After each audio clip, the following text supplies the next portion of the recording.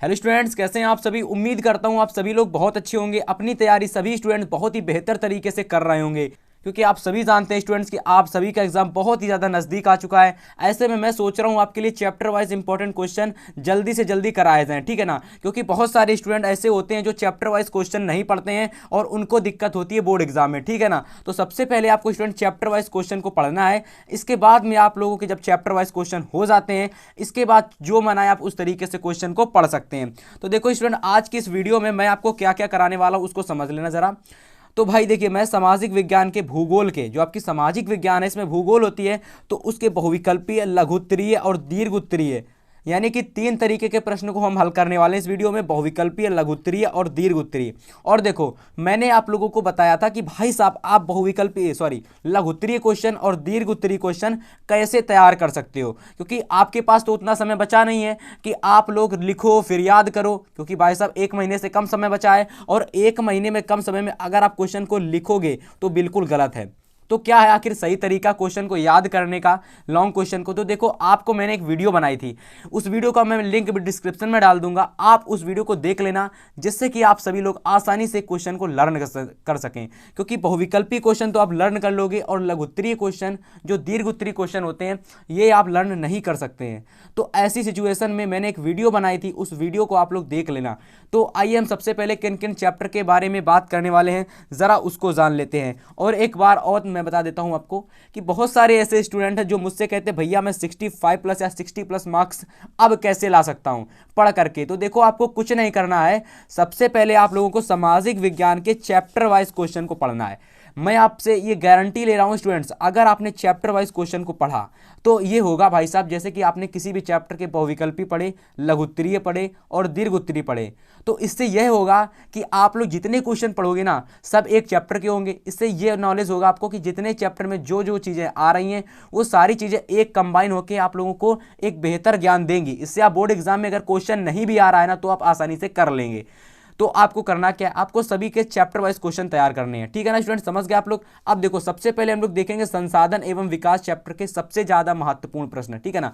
हम लोग बात करने वाले हैं इस वीडियो में बहुविकल्पी, लघुत्तरीय और दीर्घ उत्तरीय, मतलब सभी प्रश्नों को हम लोग देखने वाले हैं। तो देखो, सबसे पहला क्वेश्चन हमारा क्या दे रखा है, इसको पढ़िए जरा आप लोग। सबसे पहला हमारा जो क्वेश्चन दे रखा है इसको पढ़िएगा। तो क्वेश्चन हम लोगों का दे रखा है कि लाल पीली मिट्टी कहां पाई जाती है। यहां देखिएगा स्टूडेंट्स, आपके ऑप्शन क्या दे रखे हैं, ऑप्शन को बहुत ही अच्छे से आपको समझना है। तो देखिए, पहला ऑप्शन आपका दे रखा है कि ढक्कन के पठार में, ब्रह्मपुत्र घाटी में, मलवा प्रदेश में, और भाई साहब ये क्या दे रखा है आपका, थार से रेगिस्तान। क्या दे रखा है, थार रेगिस्तान में। तो बताइएगा इनमें से राइट ऑप्शन क्या होगा कि भाई साहब जो आपकी लाल पीली मिट्टी होती है कहां पर पाई जाती है। तो बहुत आंसर ईजी है, इसका राइट ऑप्शन हो जाएगा ये वाला, मलवा प्रदेश, ठीक है ना। मलवा प्रदेश में लाल पीली मिट्टी पाई जाती है। अगला क्वेश्चन देखो, क्वेश्चन नंबर दूसरा। तो कपास की खेती के लिए सबसे उचित भूमि कौन सी होती है। देखो, कपास की जो खेती होती है, कपास की खेती नहीं जानते तो कोई दिक्कत नहीं, लेकिन बहुविकल्पी क्वेश्चन आपका यहां से हो जाएगा कि जो कपास की खेती होती है इसके लिए सबसे उचित जो भूमि होती है कौन सी होती है। तो देखो, सबसे पहले दे रखा काली मिट्टी, लाल मिट्टी, लेटराइट मिट्टी और जलोढ़ मिट्टी। तो आपको बताना है भाई साहब कि जो कपास की जो खेती होती है इसके लिए सबसे उपजाऊ मिट्टी या फिर सबसे ज़्यादा उपजाऊ भूमि कौन सी होती है, ठीक है ना। तो बताना है आपको, तो इसका राइट ऑप्शन हो जाएगा काली मिट्टी, ठीक है ना। ये वाला राइट ऑप्शन हो जाएगा काली मिट्टी, इसको लगा लेना। और बहुत इंपॉर्टेंट क्वेश्चन है ये, सबसे ज़्यादा मोस्ट इंपॉर्टेंट क्वेश्चन बता रहा हूँ बस, और कुछ नहीं। तीसरा क्वेश्चन देखिए, इनमें से किस राज्य में काली मृदा पाई जाती है। जो यहां पर आप लोगों को राज्य दे रखे हैं, तो इनमें से किस राज्य में काली मृदा पाई जाती है। तो पहला दे रखा है झारखंड, दूसरा दे रखा है राजस्थान, तीसरा दे रखा है गुजरात और चौथा दे रखा है बिहार। तो 4 दे रखे हैं राज्य, और इन 4 राज्यों में कहां पर सबसे ज्यादा या फिर काली मृदा पाई जाती है। तो देखो, इसका राइट ऑप्शन क्या हो जाएगा आपको कमेंट करके बताना है। तो इसका राइट ऑप्शन चलो मैं बता दे रहा हूं, झारखंड, गुजरात, राजस्थान, बिहार, इसमें से राइट ऑप्शन हो जाएगा आपका गुजरात, ये वाला, ठीक है ना। तो इसको आप लोग राइट आंसर लगा लेना, समझ गए आप लोग। चलिए अगला क्वेश्चन देखो, क्वेश्चन नंबर हमारा 4 कह रहा है कि भारत की सर्वाधिक उपजाऊ मिट्टी है। तो ऐसा कोई भी स्टूडेंट्स होगा जो इस आंसर को नहीं जानता होगा, वो बड़ा ही देखिए बहुत ही ज़्यादा इजी क्वेश्चन है। और ऐसा क्वेश्चन अगर आप नहीं जानते हैं तो जान लीजिए, क्योंकि ऐसे क्वेश्चन अगर आपके एग्जाम में आ गए फिर अगर आप नहीं करके गए तो आप बड़ा ही पछताएंगे, क्योंकि भाई साहब आप नहीं पढ़ के गए, ठीक है ना। तो देखो, इसका बहुत ही आंसर राइट आंसर है, एकदम ईजी क्वेश्चन है, जलोढ़ मिट्टी। कौन सी मिट्टी, जलोढ़। देखो, जलोढ़ मिट्टी एक ऐसी मिट्टी होती है, यानी जलोढ़ मृदा एक ऐसी मृदा होती है तो बहुत ही ज़्यादा उपजाऊ होती है, अर्थात इसमें हम लोग बहुत ही आसानी से खेती कर सकते हैं, ठीक है ना। और आपकी जो यहाँ पर लेटराइट मृदा होती है, पर्वतीय मृदा होती है, जो आपकी पर्वतीय मृदा होती है ना, पर्वतीय मृदा, इसमें हम लोग केवल और केवल जैसे कि चाय हो गया, तो ऐसी ही चीज़ों को कर सकते हैं, समझ गए, जो पर्वतीय मृदा होती है ना, समझ गए आप लोग। तो इस तरीके से 4 क्वेश्चन आप लोग स्क्रीनशॉट ले लेना और हो सके तो तैयार कर लेना। तो अब देखो हम लोग बात करने वाले हैं स्टूडेंट लघुत्तरीय प्रश्नों की। 4 क्वेश्चन मैंने लिए थे, ज़्यादा क्वेश्चन नहीं लिए थे। तो अब बात करेंगे लघुत्तरीय प्रश्नों की, जो कि बोर्ड एग्जाम के लिए सबसे ज़्यादा इंपॉर्टेंट है, ठीक है ना। हम केवल उन्हीं प्रश्नों की बात कर रहे हैं जो बोर्ड एग्जाम में सबसे ज़्यादा आते हैं, ठीक है ना। तो देखो ये वाला क्वेश्चन बोर्ड एग्जाम के लिए बहुत इंपॉर्टेंट है। भूमि क्षरण, यानी कि जो हम लोगों की भूमि है इसका अपर्दन हो रहा है, अर्थात जो हमारी भूमि है ये धीरे धीरे क्या हो रही है, इसका ह्रास हो रहा है।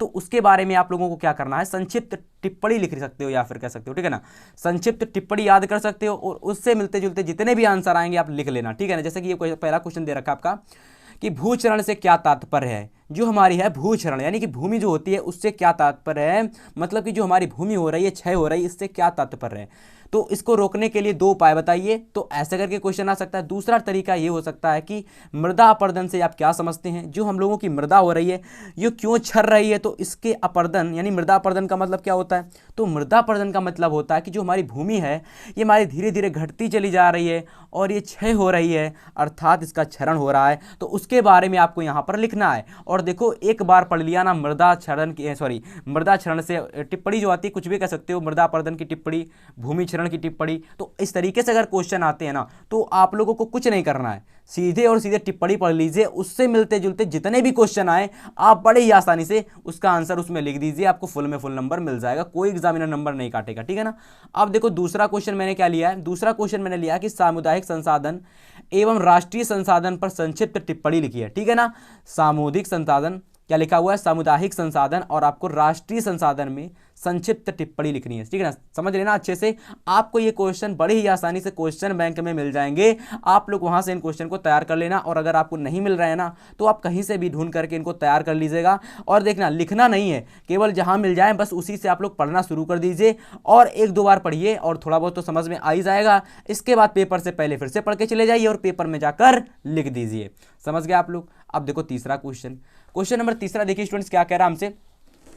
क्वेश्चन नंबर तीसरा हमसे कह रहा है कि काली मिट्टी की किन्हीं 4 प्रमुख विशेषताओं का उल्लेख कीजिए। समझने की कोशिश करना। सबसे पहले तो आपको इसमें काली मिट्टी क्या होती है तो इसके बारे में आपको बता देना है, ठीक है ना। और काली मिट्टी के बाद में आपको इसकी 4 विशेषताएं लिख देनी है। और देखो अगर कहीं पर आपसे विशेषताएं पूछी जा रही हैं और उसके बारे में नहीं पूछा जा रहा है, लेकिन फिर भी आप एग्जाम में लिख करके आएंगे, क्योंकि एग्जामिनर आपको देख रहा है कि भाई साहब स्टूडेंट क्या कर रहा है।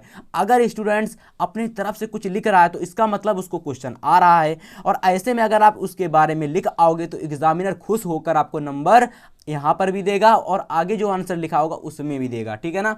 तो देखो अब आप लोगों को स्मार्ट तरीके से तैयारी करनी है और स्मार्ट तरीके से पेपर में लिख कर आना है, समझ गए आप लोग। यहां पर मैं आपको सारी जानकारी दे रहा हूं। अब देखो अगला क्वेश्चन नंबर 4 हमसे क्या कह रहा है, संसाधन नियोजन पर संक्षिप्त टिप्पणी लिखिए। यानी कि संसाधन नियोजन के बारे में आपको संक्षिप्त टिप्पणी लिखनी है, बस इसको पढ़ लिया तो इससे संबंधित जितने क्वेश्चन आएंगे भैया उसमें यही क्वेश्चन लिख के आना है। और अगर आप लोग ये क्वेश्चन लिख के आओगे, और बहुत सारे स्टूडेंट सोच रहे होंगे क्या नंबर नहीं मिलेंगे, तो ऐसा बिल्कुल नहीं है। अगर आपने एक बार संक्षिप्त टिप्पणी पढ़ ली तो इससे मिलता जुलता जो भी क्वेश्चन आ जाए संसाधन नियोजन से, वो लघु में आए, दीर्घ में आए या फिर 2 नंबर वाले में आए, तो अपने अनुसार से लिख देना। अगर दीर्घ में आ रहा है तो 1 से 1.5 पन्ने का लिख देना, लघु में आ रहा तो 1 पन्ने का लिख देना, ठीक है ना, समझ गए ऐसे। अब देखो अगला दीर्घ उत्तरीय प्रश्न। जो दीर्घ उत्तरीय प्रश्न होते हैं बेटा, ये आपके बोर्ड एग्जाम में कितने नंबर के आ रहे हैं, 6 नंबर के आ रहे हैं। यूपी बोर्ड में कितने नंबर के आ रहे हैं, 6 नंबर के आ रहे हैं, ठीक है ना। और यूपी बोर्ड में जो 2-2 नंबर वाले क्वेश्चन है वो हट गए हैं, तो आपको ये नहीं कि 2-2 नंबर वाले क्वेश्चन नहीं तैयार करने हैं, आप तैयार कर लीजिए। हो सकता है वो क्वेश्चन 4 नंबर में आ जाए, फिर आप क्या करेंगे, तो इसलिए आपको तैयार करते रहने हैं 2-2 नंबर वाले भी क्वेश्चन, समझ गए आप लोग। अब देखो दीर्घ उत्तरीय प्रश्न में केवल एक क्वेश्चन नहीं और भी होंगे, तो देख लेंगे। सबसे पहले ये देखो कि मृदा अपर्दन क्या है। सबसे पहले मृदा अपर्दन देखो, मृदा अपर्दन मैंने आपसे बोला बोर्ड एग्जाम की दृष्टि से बहुत ही ज्यादा इंपॉर्टेंट क्वेश्चन है। ये बोर्ड एग्जाम की दृष्टि से इसलिए इंपॉर्टेंट है क्योंकि भैया मृदा अपर्दन से आपको पता होना चाहिए। अगर आपको मृदा अपर्दन ही नहीं पता है तो फिर जो हाई स्कूल के दोस्त लोगे भाई साहब कुछ नहीं पढ़ के आए, और अगर जब आगे कंपटीशन की एग्जाम की तैयारी करोगे तो वहां पर भी आपको थोड़ी दिक्कत होगी। इसलिए भाई साहब आपको मृदा अपर्दन पढ़ लेना है, बोर्ड एग्जाम की दृष्टि से इंपॉर्टेंट है। और आपको भारत में प्रचलित मृदा अपर्दन के प्रमुख प्रकार जो होते हैं उनको पढ़ लेना है, जिससे कि जो मृदा होती क्षय हो रही है उसके कुछ प्रकार हैं, ठीक है ना। जैसे कि वायु तेज चलती है जिससे मृदा अपरदन होती है, ठीक है ना, पानी के बहाव से मृदा अपरदन होती है, जो मृदा हो रही है ना अपरदन हो रही है यानी कि मृदा घट रही है, तो इसके बारे में संक्षिप्त टिप्पणी पढ़ लीजिए और सारी चीज़ें यहाँ पर बनाकर लिख दीजिए। होगी क्लियर चीज़? अब देखिए, तो इस तरीके से आपको क्वेश्चन की तैयारी करनी है। चलिए अब देखिए अगला जो हम लोगों ने चैप्टर क्या ले रखा है इसको समझ लेना। अगला चैप्टर हम लोगों ने ले रखा है आपका वन्य जीव संसाधन। कौन सा है चैप्टर? वन एवं, इसको देख लीजिएगा, वन एवं जीव संसाधन। तो देखो वन एवं जीव संसाधन से बहुत ही कम रेयर केसेस में आपके पूछ लिए जाते हैं बहुविकल्पी, वरना आते नहीं है, लेकिन फिर भी मैंने ले लिए हैं आपकी सुविधा के लिए, ठीक है ना, समझ गए आप लोग। तो चलो पहला क्वेश्चन देखो हम लोगों का क्या दे रखा है इसमें। पहला हमारा जो क्वेश्चन कह रहा है कि सुंदरवन राष्ट्रीय, जो आपका सुंदरवन राष्ट्रीय पार्क है, ये किस राज्य में स्थित है? सुंदरवन राष्ट्रीय मार्ग, जो आपका सुंदरवन राष्ट्रीय पार्क है ना, ये किस राज्य में स्थित है? तो देखो 4 राज्य नाम दे रखे हैं यहाँ पर। असम दे रखा है, उड़ीसा दे रखा है, पश्चिम बंगाल दे रखा है और आपका मध्य प्रदेश दे रखा है। इसमें से ये वाला राइट ऑप्शन हो जाएगा, यानी कि जो हम लोगों का सुंदरवन राष्ट्रीय पार्क है ये आपका पश्चिम बंगाल में, कहाँ पर? पश्चिम बंगाल में स्थित है, ठीक है ना। हो गया क्लियर? अगला देखिए, दूसरा नंबर क्वेश्चन हमसे कह रहा है कि निम्न में से किसे हरा सोना के नाम से जाना जाता है? यानी कि निम्न में से किसे हरा सोना के नाम से जाना जाता है? किसको हरा सोना के नाम से किसको जाना जाता है? तो बताइए इसका राइट ऑप्शन क्या होगा, ठीक है ना। बहुत आसान क्वेश्चन है। अब देखिए ऑप्शन क्या दे रखे हैं, ऑप्शन दे रखे हैं मानव संसाधन, ठीक है ना, भूमि संसाधन, जल संसाधन और वन संसाधन। क्वेश्चन था कि निम्न में से किसे हरा सोना के नाम से जाना जाता है? तो हरा सोना के नाम से किसे जाना जाता है? तो वन संसाधन को हरा सोना के नाम से जाना जाता है, ठीक है ना स्टूडेंट, समझ गया ये लोग क्वेश्चन। चलो अगला क्वेश्चन नंबर 3 देख लीजिएगा। क्वेश्चन नंबर 3 हमसे कह रहा है कि भारत में सर्वाधिक वन क्षेत्र वाला राज्य है। जो भारत है ना उसमें सबसे ज़्यादा कहाँ पर पेड़ पौधे पाए जाते हैं? सबसे ज़्यादा किस राज्य में पेड़ पौधे पाए जाते हैं? मिजोरम में, उत्तर प्रदेश में, मध्य प्रदेश में या फिर गुजरात में? कमेंट करके बताइएगा कि सबसे ज़्यादा कहाँ पर पाए जाते हैं वन्य, यानी कि हमारे पेड़ पौधे कहाँ पर पाए जाते हैं। तो इसका राइट ऑप्शन मेरे हिसाब से मध्य प्रदेश लगा लीजिए, यही होगा राइट ऑप्शन, मध्य प्रदेश। तो देखो इस तरीके से 3 क्वेश्चन मैंने केवल लिए, केवल और केवल 3 क्वेश्चन बस, ठीक है ना, यही 3 क्वेश्चन इंपॉर्टेंट है। और अगर दूसरा क्वेश्चन आ भी जाएगा ना तो वो आपका तैयार हो जाएगा लघुत्तरीय और बहुविकल्पी से। अगर आपने जो मैंने लघुत्तरीय बताए और बहुविकल्पीय बताए ना, अरे सॉरी लघुत्तरीय और दीर्घोत्तरीय, तो उनको अगर आप तैयार कर लेते हो लघुत्तरीय और दीर्घोत्तरीय को, तो वहाँ से आप लोगों के बहुविकल्पी क्लियर हो जाएंगे। तो पहले तो आपको इन 3 तैयार कर लेने हैं, और अगर इसमें से कोई बाहर आएगा, वैसे तो आएगा नहीं क्योंकि इस चैप्टर से क्वेश्चन आते ही नहीं है बहुविकल्पी, ठीक है ना, कभी भी नहीं आए अभी तक। और अगर आ जाते हैं तो ये 3 क्वेश्चन मुझे लग रहे हैं थोड़े बहुत इंपॉर्टेंट, जो बोर्ड एग्जाम में बन सकते हैं, बाकी और कोई क्वेश्चन नहीं लग रहा है। अब देखो लघुत्तरी की बात कर लेते हैं। तो भाई साहब इसमें भी आपको एक टॉपिक पढ़ के जाना है, उसकी संक्षिप्त टिप्पणी पढ़ के जानी है। तो देखो कौन सी संक्षिप्त टिप्पणी पढ़ के जानी है इसको जान लीजिएगा आप लोग।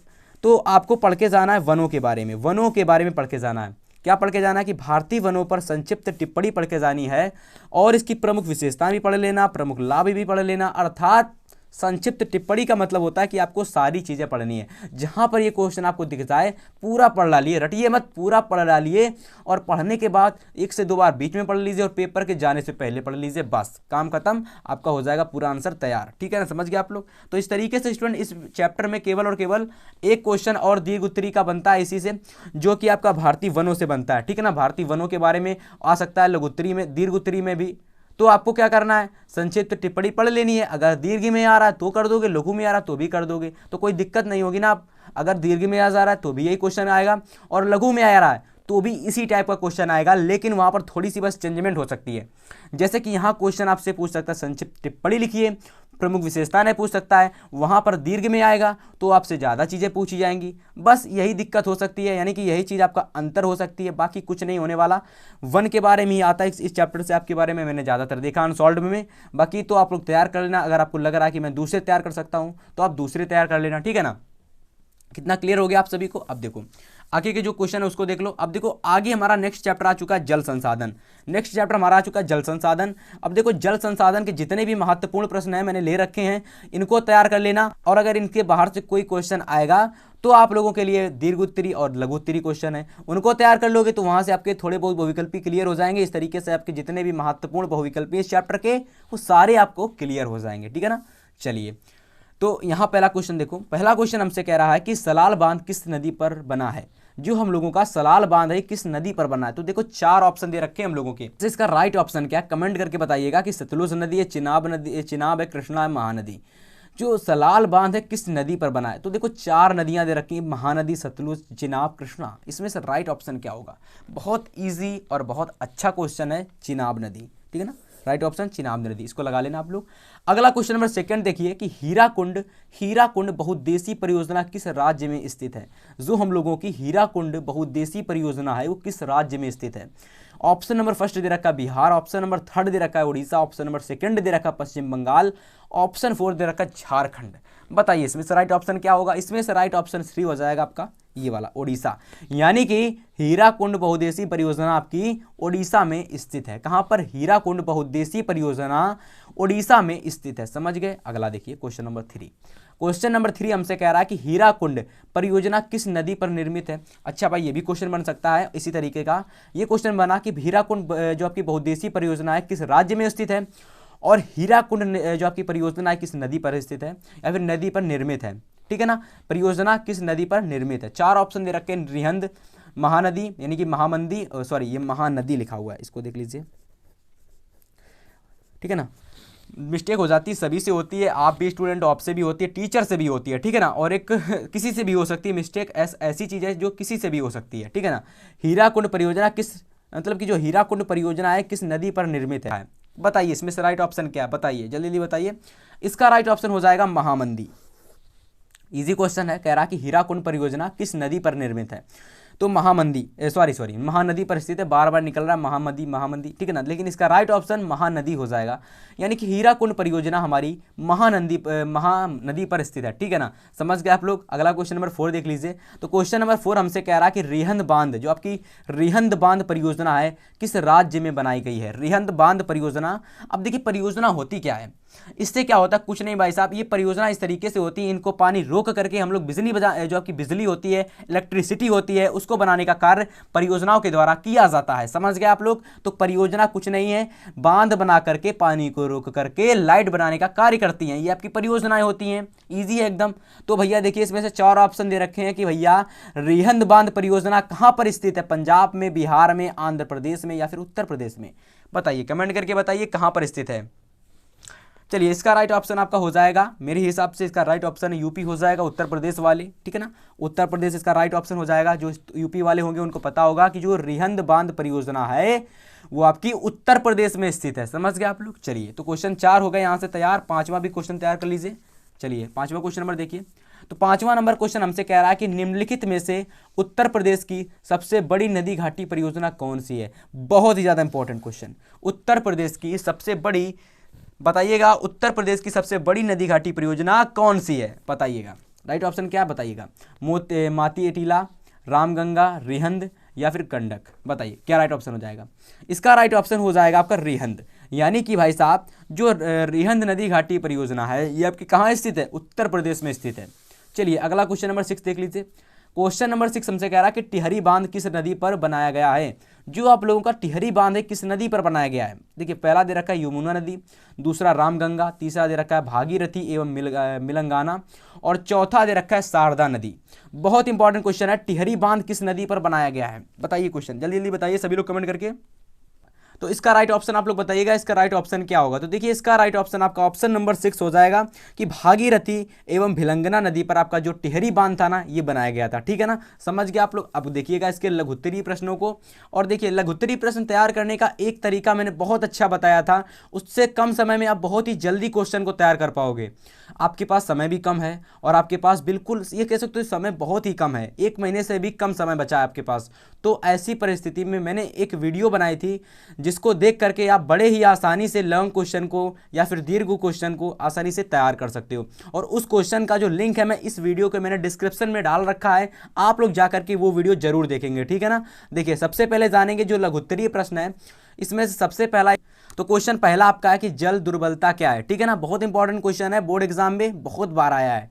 और देखो इसके 3 मुख्य कारण भी बताने आपको कि भाई साहब जो जल है ये कैसे, आपको पता होगा कि जल हमारा प्रदूषित हो रहा है, तो इसके बारे में आपको इसके 3 प्रमुख कारण बताने हैं, ठीक है ना। 3 कारण बताइएगा कि आखिर में जो जल है वो क्यों प्रदूषित हो रहा है, ये क्यों दुर्बल होता चला जा रहा है, क्यों गंदा होता चला जा रहा है। 3 कारण बताइए, टिप्पणी पढ़ लीजिए, पूरा याद हो जाएगा, ठीक है ना। अब देखिए अगला क्वेश्चन नंबर 2 मैंने ले रखा है कि बहुउद्देशीय नदी घाटी परियोजना से क्या आप समझते हैं। इंपॉर्टेंट क्वेश्चन है भाई साहब, बोर्ड एग्जाम में आता है, ठीक है ना। हर बार मैंने देखा कि बहुउद्देशीय नदी घाटी परियोजना से बनके कोई ना क्वेश्चन आ जाता है।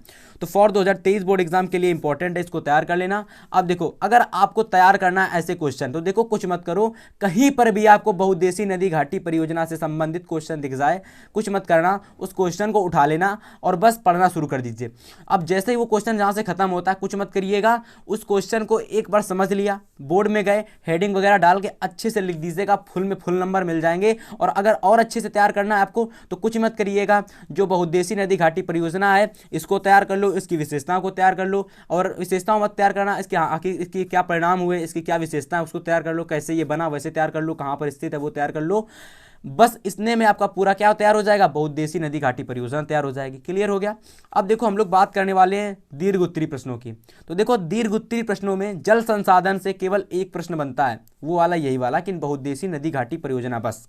तो आप लोगों को क्या करना है, बहुउद्देशीय नदी घाटी परियोजना पर जो आपको संक्षिप्त टिप्पणी है ना, इस पर पढ़ लेना है। और आपको अगर क्वेश्चन कोई भी इससे संबंधित आता है तो आप बड़े ही आसानी से वो क्वेश्चन एग्जाम में कर आएंगे। तो देखो इस तरीके से आज की ये वीडियो में मैंने आप लोगों को भूगोल के 3 चैप्टर के शुरुआत के क्वेश्चन बताए हैं, जो पहला, दूसरा और तीसरा चैप्टर है, ठीक है ना, समझ गए आप लोग। अब देखो आपको क्या करना है, अगर आपको भूगोल के आने वाले 3 और चैप्टर के क्वेश्चन चाहिए तो आप लोग चैनल को कर सकते हो सब्सक्राइब कर सकते हो और बेल नोटिफिकेशन को ऑन कर लेना, जिससे कि भाई साहब आपके पास जब भी मैं इंपॉर्टेंट क्वेश्चन डालूं, जैसे कि कोई मैं इंपॉर्टेंट क्वेश्चन डालता हूं तो आपके पास तुरंत उसकी वीडियो आए। और देखिएगा बहुत ही अच्छी तरीके से अब आपकी तैयारी होने वाली है, आपका एग्जाम बहुत ही नियर आ चुका है। ऐसे में मैं आपके लिए बहुत ही अच्छे से तैयारी अब करवाने वाला हूं।